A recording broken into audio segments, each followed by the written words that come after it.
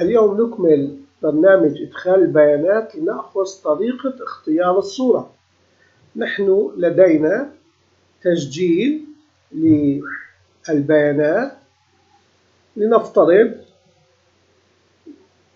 الاسم الذي نريد تسجيله هو اسم رقم 8 والكمية رقم 8 والبريد رقم 8. إذا تم الإضافة يطلب لنا اختيار الصورة. لنلاحظ أن الصورة موجودة في سطح المكتب في هذا المجلد صور. هذه الصورة عندما نطلب تحديدها يتم اختيارها في هذه الأداة ويتم معرفة مسارها. تمام؟ ثم على الإضافة يتم تسجيل البيانات الجديدة هنا ويتم إضافتها هنا ويتم إضافتها بالقائمة ويتم حفظ نسخة من الصورة في مجلدنا في المجلد الخاص بالبرنامج. يعني المجلد الخاص بالبرنامج وهذا هو المجلد. لاحظ البرنامج مفعل في هذا المجلد.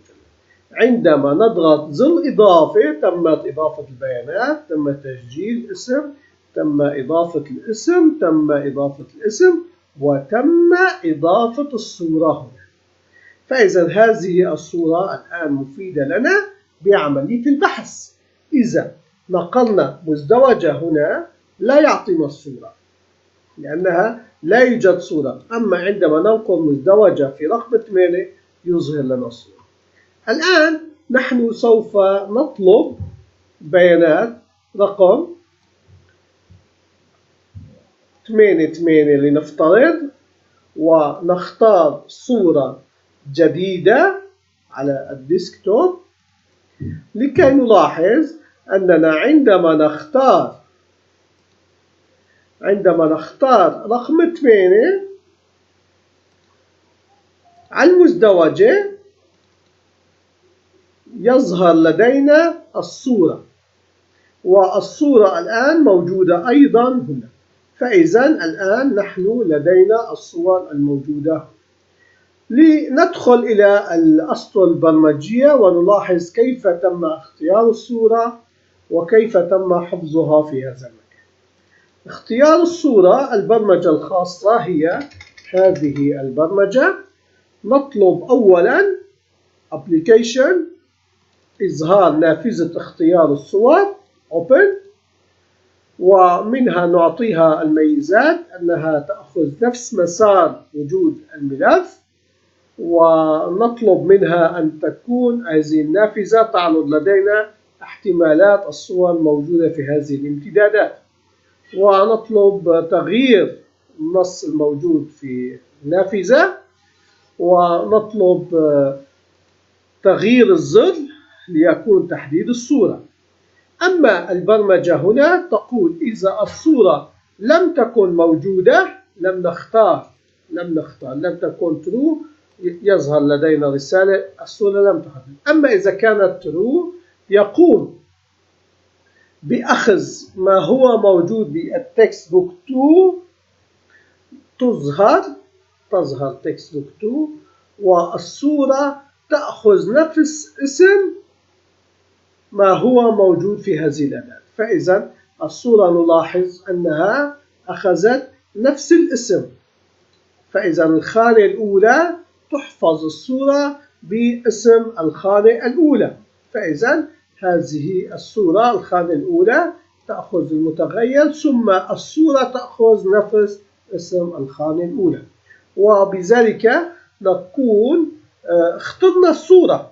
أما كيف سوف نضيف الصورة إلى المكان؟ نعود ونبرمج درس يوم سابق أننا تم عملية إضافة البيانات مع الصورة. هذه الأسطر كلها أخذناها. بقي لدينا هنا أننا الصورة التي اخترناها نطلب فايل كوبي للصورة لكي تتواجد في نفس مكان الذي نحن حددناه.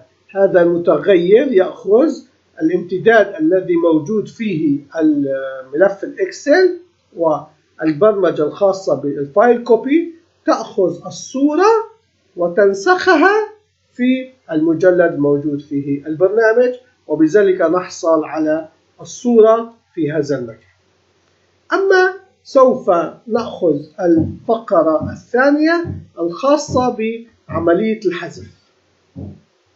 نحن إذا طلبنا حذف، الآن نلاحظ أننا عندما ننقل مزدوجة على الاسم 8 تظهر صورة 8، وننقل مزدوجة على الاسم 8 تظهر صورة 8. أما عندما نطلب بعد النقل مزدوجة نطلب ظل مسح، نلاحظ أن البيانات تم حذفها. عندما نعود وندخل إلى البرنامج البيانات تم حذفها من الجدول، وتم حذف الصورة أيضا من الجدول، وبذلك نحصل على برمجة الحذف. انتهينا من برمجة اليوم. مسح البيانات هي عبارة عن تفريغ الداتا، وهذه الصورة تفرغ الصورة أيضا من هذه البيانات. إنه زر المسح، أننا لا نريد البيانات التي تم عرضها. أما الظل الذي يجاوره إنه ظل الحذف. يتفعل هذا الظل عندما نقوم بعملية البحث. لنقوم بعملية البحث رقم 8 ونطلب البحث. تفعل ظل الحذف. عندما ننقل على ظل الحذف نلاحظ تم حذف بيانات الاسم 8 لم يعد موجود هنا، لم يعد موجود هنا، ولم تعد الصورة أيضا موجودة. فإذا سوف نتعلم اليوم أيضا ما هو موجود في برمجة ظل الحذف. لنلاحظ أن هذه البرمجة تقوم أولا بتعريف المتغير الأول والثاني والثالث، وتعطي ما يحتويه القائمة المنسدلة للمتغير G. ونقوم أيضا بمعرفة مسار الملف، وبالسطر التالي نقوم بمعرفة إذا كان الاسم الموجود بعملية البحث موجود ضمن القائمة، قائمة A. هذه البرمجة أخذناها في الدرس الأول.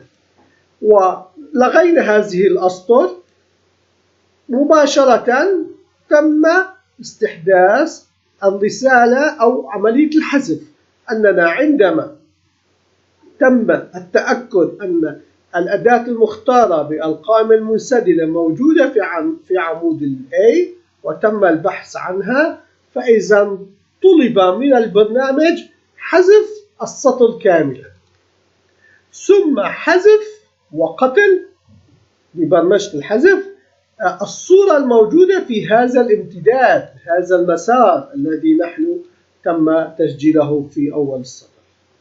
وبذلك يقوم عملية المتغير هنا بإعادة حسابات الأسطر الموجودة في هذا المجال، وإعادة تحديث البيانات الموجودة في القائمة المنسدلة لكي تأخذ البيانات الجديدة، وإظهار رسالة أنه تم حذف البيانات الخاصة بالمتغير ج الذي هو يحتوي الاسم الخاص بالسطر المحذوف. اليوم انتهينا من البرمجة الخاصة كيف تم اختيار الصورة، وكيف تم إضافة البيانات مع الصورة، وكيف تم مسح هذه البيانات بشكل ظاهري للمستخدم، وكيف تم حذف البيانات مع حذف الصورة من المجلد. نلتقي إن شاء الله غدا في الدرس الأخير الذي سوف يعالج الظل التالي والظل السابق لاستعراض البيانات الموجودة في هذا الجدول لكي تظهر في هذه الخانات الثلاثة مع الصورة الخاصة بكل واحدة منها. شكرا لمتابعتكم.